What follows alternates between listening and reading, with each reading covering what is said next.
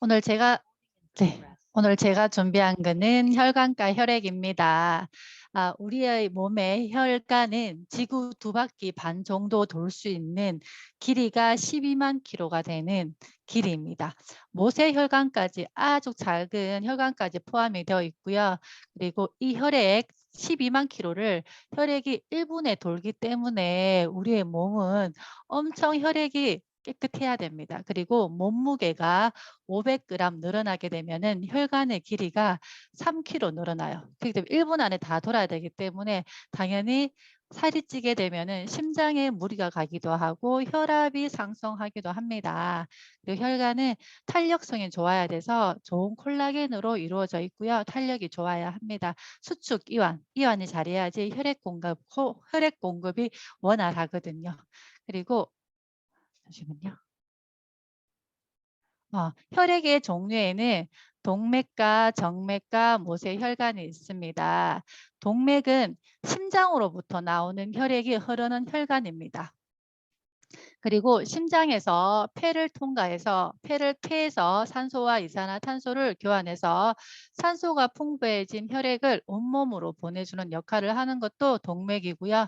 심장에서 혈액이 어떻게 좀 이렇게 압력을 내면서 뿜어져 나오잖아요. 그래서 그 압력을 견디기 위해서는 혈관벽이 정맥벽보다는 두껍습니다. 그리고 정맥은 반대로 심장으로 들어가는 혈액이 흐르는 혈관입니다.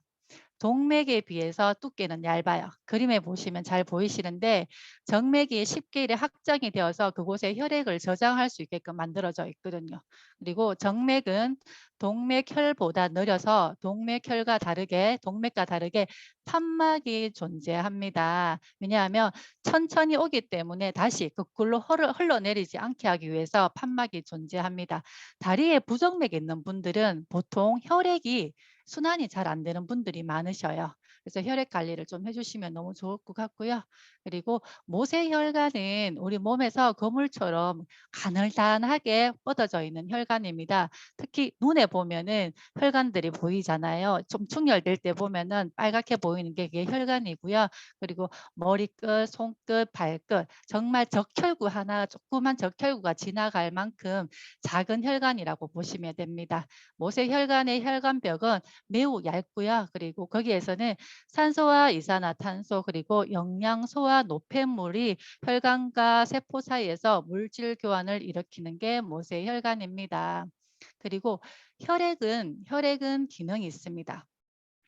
동맥과 모세혈관, 정맥을 통해서 순환하는데 여기에서 산소와 영양소를 어디에 세포로 운반하는 역할을 하죠. 그리고 그 세포로부터 노폐물이 있는데 그 노폐물을 걸러서 가지고 와서 신장으로 제거하는 역할을 하는 게 혈액입니다.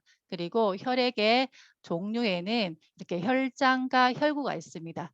피를 뽑아 보시면 이렇게 액체 형태가 되는 게 혈장이고요. 혈장이 55%, 그리고 혈구는 고체 형태인데 45%인데 혈구에도 적혈구와 백혈구와 혈소판 이 세 가지로 나누어지고 있습니다. 그러면 적혈구가 하는 일은 뭘까요? 산소를 운반합니다. 폐에서 나온 산소와 결합을 해서 산소가 부족한 우리 온몸의 세포에게 산소를 공급하고요. 피를 뽑아 보시면 붉은색이죠. 그게 헤모글로빈 때문에 붉은색입니다. 그리고 적혈구의 모양은 동글동글해야 되고요. 지질이 깨끗해야 됩니다.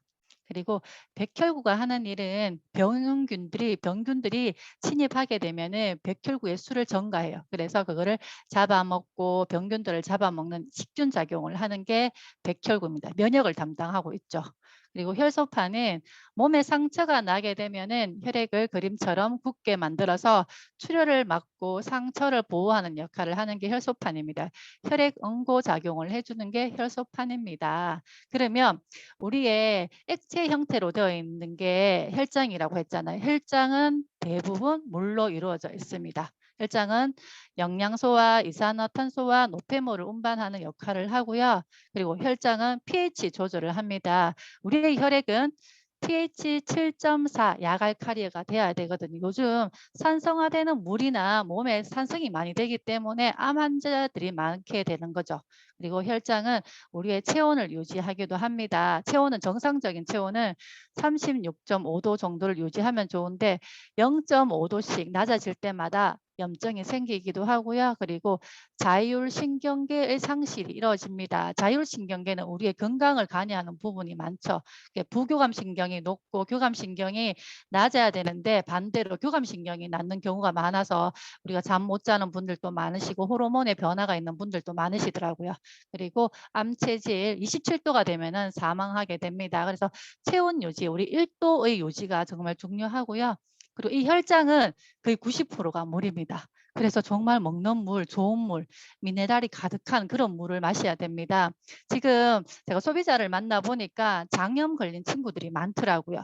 비가 많이 오는 이때, 여름철에 장염 친구가 많은 게 저수지 물, 깔린 이런 세균이나 바이러스 때문에 염소를 많이 엮기 때문에 아이들에게 이렇게 장염들이 많이 오고 있습니다. 그리고 단백질의 8%이긴 하지만 이 단백질의 역할이 여름 되거나 이러면 기력이 떨어진 분들 많으시거든요. 혈중의 단백질이 낮게 되면은 기력이 쇠약해집니다. 그리고 2%가 뭐냐 미네랄입니다. 우리가 칼슘이나 호르몬이나 우리의 몸은 항상 일정하게 유지하려는 항상성이 있습니다. 그 역할을 하는 게 미네랄 2%가 됩니다. 그래서 좋은 미네랄 이런 것도 많이 드셔야 됩니다. 그래서 제가 혈액순환이 안 되는 이유가 두 가지가 있습니다.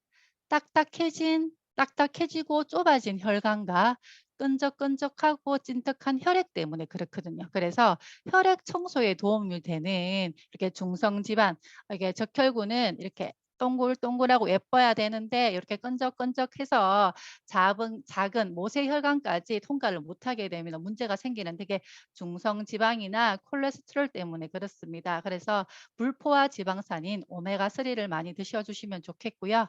혈관 청소에 도움이 되는 레스틴은 혈관의 염증을 유발하거나 이러면 레스틴 이렇게 해서 우리가 혈관을 좀 깨끗하게 해주는 방법도 있으시고요. 그리고 우리가 건강하게 혈관을 튼튼하게 만들고 수축 이완을 잘 할 수 있게끔 하는 단백질과 비타민 C로 통해서 수축 이완을 도와주는 일을 하고요. 그리고 코큐텐은 우리 심장 기능이 강화돼야 됩니다. 그래서 미네랄하고 칼슘하고 마그네슘하고 셀레늄들이 그런 역할을 하지만 코큐텐도 그 역할을 해주기 때문에 같이 섭취해 주시면 너무 좋을 것 같습니다.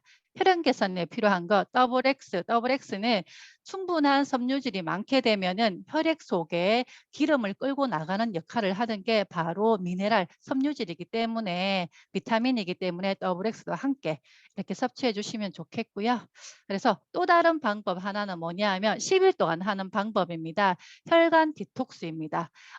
뇌에서는 물론 두통 이런 게 있을 수 있지만 이게 10일 동안 딱 하게 되면은 모든 소비자들이 참 만족스러운 그런 디톡스거든요. 이런 것도 한번 추천해 드리고 있습니다. 그리고 혈관 질환에 대해서 우리가 오게 되면은 초래되는 질병들이 진짜 많잖아요. 노화도 있고요. 대사성 질환, 고혈압, 당뇨, 다 고지혈 이런 것들이 혈액하고 혈관하고 상관이 있거든요. 그리고 심혈관 질환뿐만 아니라 뇌출혈 이런 것들도 다 혈관하고 관련 있기 때문에 평소에 혈액과 혈관 관리에 또 이렇게 열심히 좀 해주셨으면 좋겠습니다.